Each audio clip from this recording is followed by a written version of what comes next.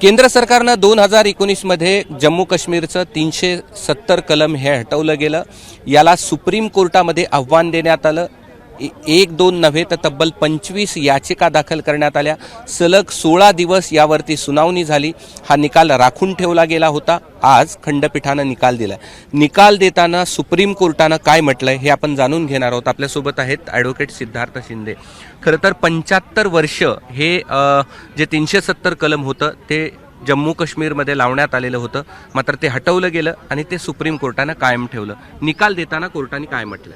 बघा कृष्णाजी, आता जे राज्यघटना होती, असं जम्मू काश्मीरमध्ये त्यांची एक वेगळी राज्यघटना होती आणि आपली भारताची राज्यघटना होती। आता त्याच्यानंतर काय झालं, तिथे राष्ट्रपती राजवट होती 2019 मध्ये। तर त्यावेळेस काही जणांचं म्हणणं होतं, जे 25 लोक इथं आलेत, की राष्ट्रपती राजवट असताना आणि तिथं हाऊस एक्झिस्टन्समध्ये नसताना हा निर्णय ॲक्च्युली जो निर्णय घ्यायला पाहिजे होतं, तर तिथल्या कुठल्याही राज्याची तुम्ही बाउंड्री कमी करता, त्याच्याबद्दल काही निर्णय घेता, तर तिथल्या हाऊसला तुम्ही कॉन्फिडन्समध्ये घ्यायला पाहिजे।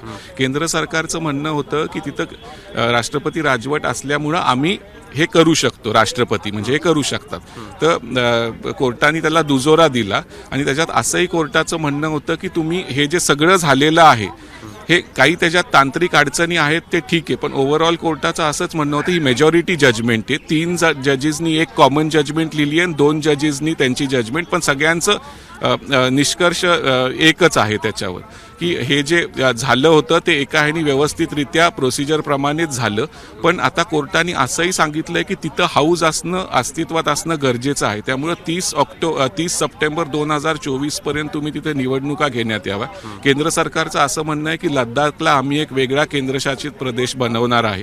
तर ते म्हणले की जर तुम्ही मग जम्मू काश्मीर हे राज्याचा दर्जा तुम्हाला त्यांना द्यावाच लागेल आपल्या राज्यघटनेप्रमाणे, आणि तिथे तुम्हाला 30 सप्टेंबर पर्यंत निवडणुका घ्याव्या लागतील। आता डिलिमिटेशन प्रोसेस हे जम्मू काश्मीरचं पूर्ण झालेलं आहे, त्यामुळे अशी अपेक्षा आहे की लोकसभेनंतर तिथे निवडणुका होतील।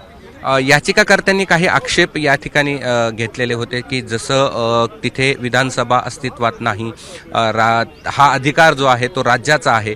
या सगळ्या संदर्भात कोर्टानं काही टिप्पणी केली आहे, त्या काय आहे? कोर्टाचं असंच म्हणणं होतं की तिथं राष्ट्रपती राजवट असल्यामुळं, तिथं हाऊस एक्झिस्टन्समध्ये नसल्यामुळं हा जो असा मोठा निर्णय पण केंद्र सरकार हे घेऊ शकतं राष्ट्रपतींच्या मार्फत। तर कोर्टाने स्पष्टपणे सांगितलं की ह्याच्यात काही चूक नव्हती केंद्र सरकारच्या निर्णयामध्ये। काही ज्या कॉन्स्टिट्यूशनल ऑर्डर्स होत्या केंद्र सरकारने काढल्या, त्यात थोडीफार तफावत होती, पण मेजॉरिटी म्हणजे असं थोडक्यात जजमेंट असं आहे की जे केंद्र सरकारने आवश्यकता केलं ते बरोबरच केलं, त्यांना तो हक्क होता करायचा। फक्त कोर्टाचं असं तेच म्हणणं आहे की तुम्ही तिथं राज्यात लवकरात लवकर लोकांचं सरकार, लोकाभिमुख सरकार तुम्ही लवकरात लवकर स्थापन करा आणि 30 सप्टेंबरच्या आत करा। आता हे त्यांना मानावंच लागेल केंद्र सरकारला, आणि ह्याच्या पुढे कुठलाही अपील ह्याच्यात नाहीये, कारण मधी मागणी होती की हे 7 जजेसकडे पाठवावं वगैरे, ते सुप्रीम कोर्टाने नाकारली आणि 5 सिनियर मोस्ट जजेस हे ह्याच्यात बसले होते। कितीतरी 16 दिवस ही सुनावणी चालली, 3 महिन्यापूर्वी राखीव ठेवण्यात आली, त्यामुळे ह्याच्यावर खूप विचार करूनच जजमेंट दिलेली आहे।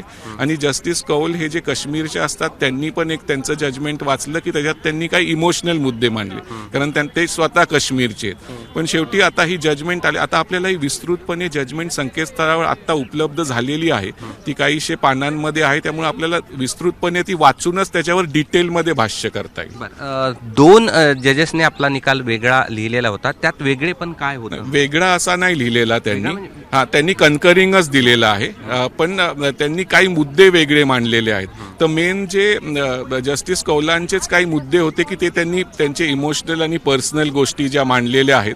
आता जे त्यांनी कन्करिंग जजमेंट असल्यामुळं जरी त्यांनी काही डिसअग्री जास्त केलेलं नाहीये, काही मुद्द्यांवर त्यांचं वेगळं मत आहे थोडंफार, पण मेन मुद्दा सगळे 5 जजेस एकाच पेजवर आहेत की जे काय झालंय ते बरोबर आहे। आता ते आपल्याला डिटेलमध्ये, फक्त आता त्यांनी ओरली ही जजमेंट वाचलेली आहे, आत्ताच ते समाप्त झालेलं आहे 15 मिनिटापूर्वी, तर डिटेलमध्ये आपण जेव्हा जजमेंट वाचू त्यामध्येच आपण डिस्टिंग्विश करू शकू की ह्याच्यात काय वेगवेगळं कोणत्या जजेसनी म्हणलंय, पण शेवटी असं आहे की मेन त्यांचा मुद्दा होता की जे आहे ते एक सगळ्यांनी अग्री केलेलंच आहे, 5 जजेस. ठीक आहे, थँक्यू. हे होते ॲडव्होकेट सिद्धार्थ शिंदे. आणि सुप्रीम कोर्टाने जो आज 370 हटवल्यासंदर्भात निकाल दिलेला आहे त्याबद्दलचं कोर्टाने नेमकं कशा पद्धतीनं त्याचं सांगितलं आहे त्याचंच विश्लेषण ॲडव्होकेट शिंदे यांनी ABP माझासोबत केलेलं आहे. कॅमेरामन धनंजय दारुंटेसह मी कृष्णा केंडे, ABP माझा, नवी दिल्ली.